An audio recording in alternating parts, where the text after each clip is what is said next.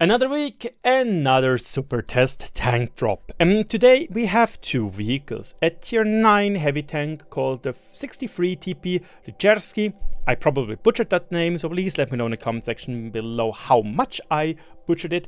And then we have the Japanese-German tier 7 medium tank called the Chigo, which apparently translates to medium tank 5. So now, finally, we have heavy tank number 6, now we have medium tank number 5, because Panzerkampfwagen 5, which is the technical name of the Panther. Who knows? And before we go into the stats, I quickly need to rant a little bit, because once again, we get tanks which very likely did not exist. Maybe one road wheel existed, but at least with the Rycerski, that road wheel, I don't know, has been used in countless Polish tanks already. And as far as I'm aware, when it comes to Polish tanks, most of them are fake. And about the Chigo, I don't know, I'm not sure about the fact that Japan sent Germany a wannabe Panther tank with a very thick gun. So yeah. Once again, like, understand that if I want to have realism in my tank game, I could play War Thunder, but War Thunder is a whole other can of worms, which also is not the best thing. Trust me, I've played countless hours in that game. The thing about it is, though, my main gripe is there are so many amazing fan concepts of different trees, which would also work for World of Tanks, with tanks which are in the early tiers to mid-tier, realistic, working actual tanks which existed, and then in the higher tiers we have adaptations of these existing tanks, or maybe some mock-ups, and maybe some very accurately planned out blueprints, which I think was pretty decent. But these tanks, these don't exist. I'm sorry, but I even asked my source if they know anything about it, and they laughed and giggled in that regard. The main thing is, look, there are countless fan projects out there. There's a Swiss tree with everything from RD to tank destroyers to heavy tanks even. Yes, these are also paper projects, but these were paper projects which have been gone fairly far. There's also the Romanian tank tech tree, which I promoted to you guys as well, which I think, funnily enough, the tier 10 tank destroyer which I promoted kind of looks a little bit like the Hirschkäfer, if I recall correctly. But the Hirschkäfer actually did exist as a paper project. Then there is also a potential tank tree for Austria. There's also potential tank trees for Argentina, you know? And it just feels sad that for whatever reason, we only get these types of vehicles. And a couple of months ago, we literally got, oh, Hall A with turret B, gimmick, new tank. Like the Durandal or the Pike as very recent examples. Look, this topic I think needs a whole separate video for themselves, because otherwise this video will be 30 minutes long and we don't want that. So let me know what you think about this issue. And now we start with the 63TP Rycerski. The Rycerski is being promoted as a breakthrough heavy tank, which is fairly fast, but it ain't having good whole armor, and has pretty decent DPM with a 450 alpha gun. To compare it, I've decided to take the two Polish heavy tanks which already exist. They are a little bit on the heavier side, like I myself, and then we also took the E77, funnily enough, with the Pike. That's what I talked about, turret A and hull B. The E77 does fit very well in this fast-ish heavy tank niche, which also has durable armor, at least in the turret. So, from the three tanks, the Rycerski does have the worst alpha damage with just 450. Yes, the E77 is close behind with 460, but the 50TP has 560, and the Panzernik obviously has 650 because it's a 155mm gun. But obviously, because of that, the Panzernik is also very inaccurate. And about accuracy, I have to say, Rycerski is pretty darn nifty in that regard. 0.38. and 2.5 seconds aim time, so it's a touch better than the E77. We sadly don't know yet what type of accuracies on the move the Rycerski will have, but the E77 suffers from this a lot. And it's a little bit sad because it would be a wonderful tank to play if this wouldn't be so atrociously bad. Again, almost identical gun handling as the Panzernik, which has, quick math, 190 alpha more. The APM-wise, the Rycerski is on the top, 2200 base. That is pretty darn good. And it has 8 degrees of gun depression, which also helps to enhance or use its, I guess, roll very well. AP 255, pretty decent. T 317, not too bad, but it's a little bit bad if you think about that you need to fight against Tier 11 vehicles, which sometimes do have armor around 300 millimeters effective thickness on their weak spots. So, yeah, good luck with that. That wasn't a problem, obviously, a year ago. Now, as Wargaming said, this tank is supposed to be mobile, and it kind of is. Like 45 kph top speed, 15 in reverse. It is better than all of these. And the same goes for its specific HP per ton ratio. 16.7 is almost better by 1.2 compared to the E77. So we take that. Yes, it's a little bit slower in reverse, but it is what it is.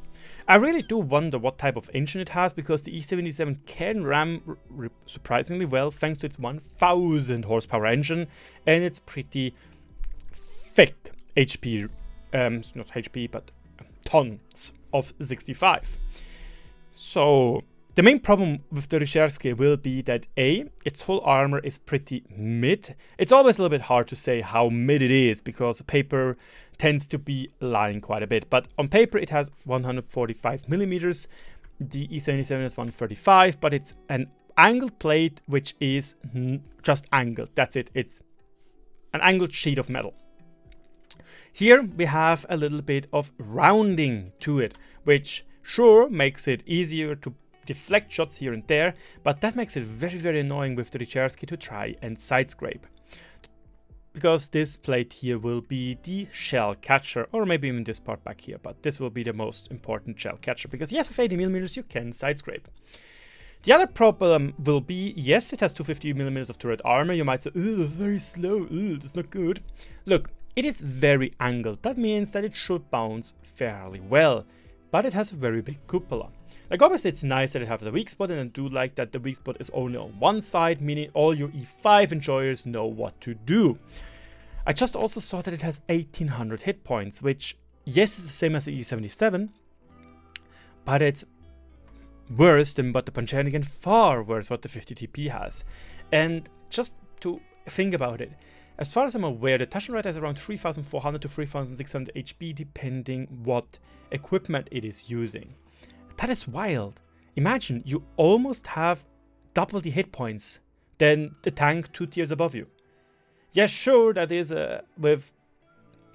Is it with the mouse and some heavies? I guess so, but I don't know, man. It just feels wrong. Yes, it's the edge case, but Jesus, 1800 hit points for a heavy tank feels very little. But again, the E77 works, and the only big problem with that one is the gun handling. Fuel range wise, we are very well off with 400 meters, and the crew is your standard layout. We take that. So the Rycerski, I think it is alright. It really depends on the gun handling, because then it could be fun. Now let's go to the Japanese-German identity problem boy, the Chigo. And its main gimmick is it has a 280 alpha gun, which, as far as I'm aware, is one of the highest on tier 7. Only the Leo is higher with 300.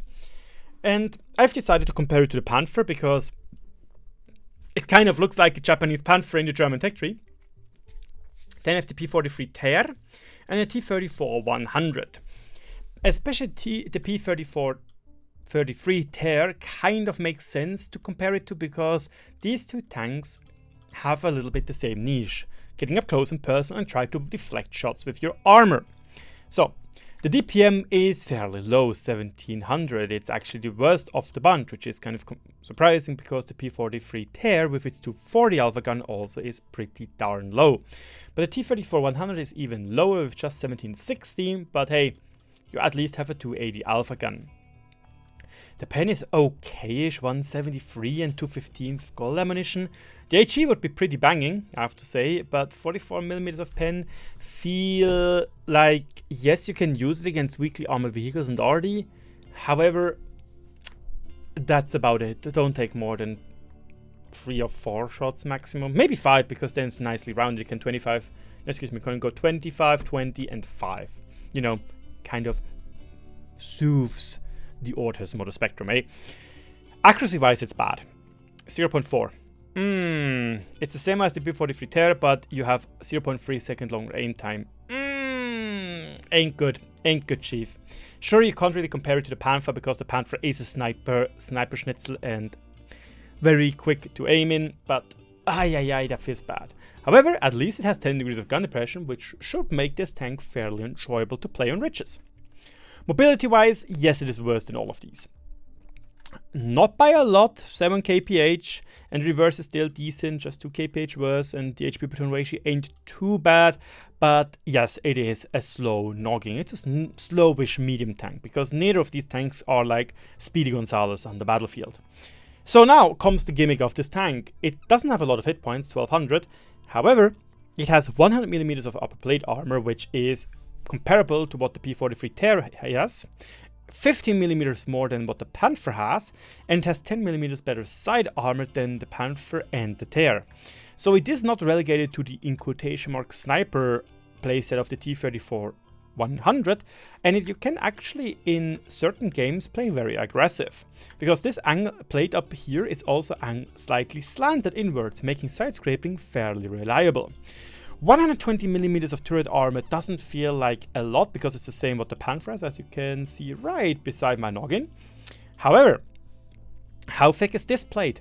How is this 120mm? But the gun breech or gun mantlet is massive. How thick is the gun mantlet? Do we have overlapping armor plates? Is it back there also 120mm? Is this 120mm plus 120mm? That's kind of hard to judge, but if we know this, that could be a really potent hold down medium tank, which we don't really have on tier 7 all that much. Yes, we have the Eagle 7, but it's an Eagle 7, you know. So this could be very interesting. It also really just depends how good the gun handling soft stats are. A little bit too much zoom out. 370 meters of view range is okay for tier 7, we can live with that. And the signal range, that is actually something we usually don't care about, but 460 is something we need to care about. That means, depending where your allies are, you might not even see tanks which are in your render range, which is 565 meters if I have it correctly in my head. That is crazy. That is super bad. So there could be several cases where this tank doesn't see enough. But yeah, these are these vehicles. We have the Rycerski, we have the Chigo, we had my in quotation mark little rant, which I think I need to make into a whole video. And with that, thank you so much for watching. Don't forget to subscribe, leave a comment, and subscribe. And once again, subscribe and like, I guess that's what I wanted to say. Don't forget to give me feedback so I know what I can make better. Cheers, and I'll see you around.